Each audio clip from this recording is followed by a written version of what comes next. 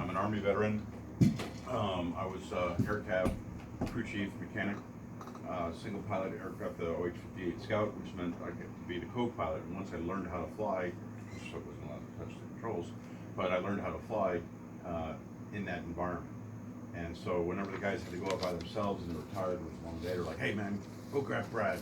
And so I would, help them fly the missions and stuff like that. And so for me, after I got out, I continued as a mechanic, got my license, flew for American, and I ended up getting my helicopter license. And now I fly helicopters and jets and maintain them and manage them. Tomorrow morning I'll take off at 6 o'clock in the morning as a captain in a 28,000-pound, 8-passenger private jet. That's Go awesome. to Dallas, Texas, and then in the evening fly over to Houston to spend the night. Then Houston to Austin, and I'll be home at 6 o'clock tomorrow. And the guys that I fly for are awesome. I've got 2 guys go up the jet. I just fly for those guys. I don't fly for anyone else. One guy does hockey tournaments. He actually made his money. He put himself through Yale on a hockey scholarship. So now his kids play hockey, and we take them. We'll go to in a couple of weeks. We're gonna go to Toronto, and we'll fly up there on Thursday, stay for the tournament. We'll go to the games with them, and then come back on Sunday. And they're affiliated with the New York Rangers. Kids 10 years old, right? So they'll wear these Rangers jerseys. And when we fly the kids, we wear New York pilots wear New York Rangers jerseys. And sometimes I bring my dog with me. So Here he is. Oh, He's right here. yeah, He's hiding. yeah, they're great people, great job. It's Tyler. His name is Tyler. It's Tyler. Um, He's hiding. it's a great job, and I owe it all to my start in the military. So my view on life as a veteran is that there's good stuff and there's bad stuff. So we try to repair the bad stuff. We try to understand the bad stuff. We try to take care of it, and then we try to take the good stuff and embellish it, be proud of it. And so hopefully in that part we'll make our journey a little bit easier. This is the viewing. This is the carriage house, right? This is your room.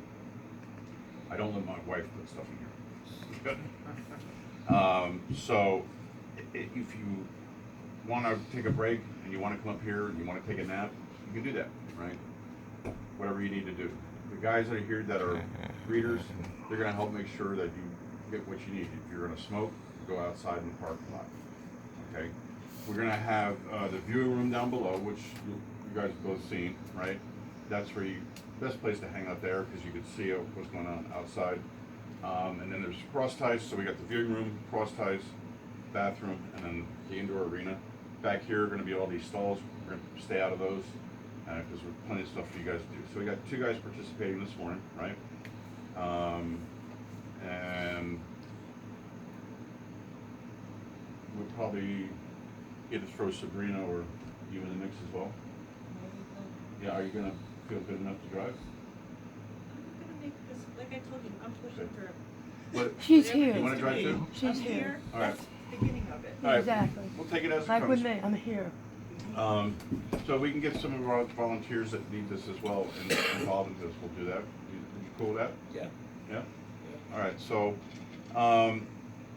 my wife and I, what we do here is not just, most horse therapy programs are great. I'm not that trashing anyone, right? But you go to a farm, you hang out with volunteers, you play with a horse. It beats the crap out of sitting in the 70s, right? Yeah. It's relaxing, it's rewarding. What we're going to do today is we're going to go inside your anxiety and see it 100%. And I'm going to show you triggers. 90% of the guys I work with have triggers that don't even feel. The horse will show it. What does that mean to you? I don't know. I'm a little afraid. You Yeah, say tell me that. about it. Yeah. Well, I mean, you get triggers all the time, right? Oh, yeah. Right. So when you get a trigger, what do? You either cope Avoid. or avoid, right? What about your coping skills? They've gotten better since I've been here. Yeah. So. So we're gonna tune that up, right? So when the horse senses anxiety, think about a bunch of horses in the field and a lion preying on them. And the lion sneaks up and attacks that first horse. The horse goes, ah! The other horses that sense that anxiety take off. The ones that don't become lunch. And so for 1,000 years you get this animal that is super sensitive to anxieties. And any trigger you have at all, the horse will go, it's a lion, right? So that's going to be your cue. You're going to try to keep this horse relaxed. So one of the things we've discovered is that because we're military, we're stoic, we don't feel our emotions. There's small triggers that happen that you don't feel, but your body is still reacting to that. The psychosomatic responses, the hormones, the adrenals, and all those different things. And so you have a normal day, you feel fine, next thing you lay down at night, you're hyperventilating. You're like, what the fuck's going on, right? So the takeaway from that is, if you're in a situation where you're like, man, I should be triggered, but I'm not, you might be. So sometimes you gotta cope in situations that you feel fine. So we'll see this down, and there's nothing. Donovan, Yes. should he be nervous about this? Yeah. Why? Because it's good to be nervous. Okay. That's the only way you're going to get triggered, because you got to learn how to recognize that you're nervous in order to kind of deal with being nervous or deal with anything. Yeah, well, the horses actually teach you how to calm yourself down. You know, it's hard to calm yourself down. But with a horse, you're interacting with the horse and you see the horse is really anxious, so you're anxious. And when that head goes down, you see yourself going down because you're trying to calm yourself down to calm the horse down. So you find a way of calming yourself down. Yeah, and it's the most accurate way to work on coping skills. Right?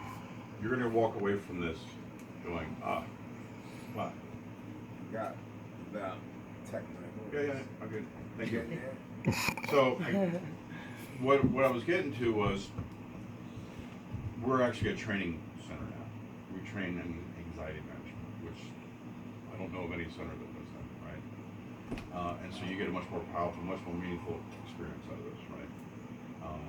Because of that, we operate outside what all the other therapeutic centers do, and so we don't get certified for what we do because no one does what we do, and so we don't get money from the VA for what we do. So to date, we're about $53,000 in debt, okay, doing this kind of work. My wife and I, we're not getting any money from you guys. We don't want any money from you guys. All I ask is that you protect our horse. Right, Pat? Jay? Okay. If you keep that in mind, protect the horse, then you're going to do much better in this as you work through the program. Right? We're going to spend 40 minutes in here. We only got two guys. We'll spend a couple minutes in here doing the rein board. So what this does is it teaches you muscle memory on how to move the reins. Because I don't need you fucking trying to do that in the carriage, right? Dropping this shit needs you to be able to move your hands correctly when I ask for it, right? You're going to be driving a horse named probably Halifax. Yeah, Halifax. we're using today. So you got the big indoor arena, Right, he's hurt. which is a big But, rectangle, right? but So when we start, we're going to bring the horse out, and we're going to put all this stuff on him, and we're going to drive on the rail out here, okay? So when he's done, he's going to go back here. We're going to take stuff off, and then what does he get to do? Eat. Yeah. exactly. These are horses Relax. perpetually eating machines. They want to eat all day long. That's why they got hay in there so they have something to eat. So, in general, if you're not driving correctly or doing anything driving, he's like, oh, screw it, I'm done. I'm gonna come in here, right? Flick really bad about it. Oh, He gets to the corner, yeah. he's like, I'm turning, so maybe I'll just turn more, you know? Halifax, he likes the work, right? And so off he goes. If we're driving Halifax today, he's difficult to stop. He doesn't want to stop, he wants to work, right? So when you whoa him, right? Easy, whoa. When you stop him, you might need a lot of pull, right? Try to keep your hands out here as opposed to here, because if you're driving like this, you need to shorten your reins, right? Because if you're driving like this, you got nothing left. Copy? All right. So in general, your hands gonna be out here, adjusting the reins. If you're driving out here, right, that's gonna be where we want to be, right? And that's really about it. We'll get into rein boards. We'll finish up here. We'll go down below.